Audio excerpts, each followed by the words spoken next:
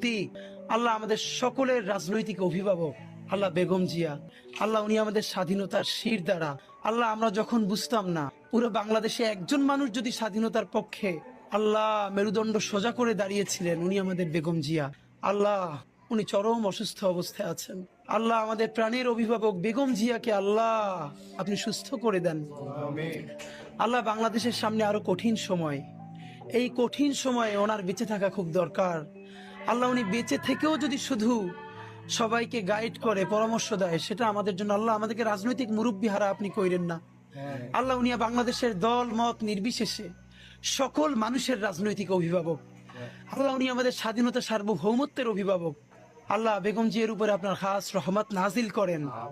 হে আল্লাহ তার সমস্ত গুনাহগুলো মাফ করে দেন। হে আল্লাহ তাকে পরিপূর্ণরূপে সুস্থ করে দেন। আল্লাহ বেগম জিয়া তো একদিন অবশ্যই আপনার কাছে যাবে, কিন্তু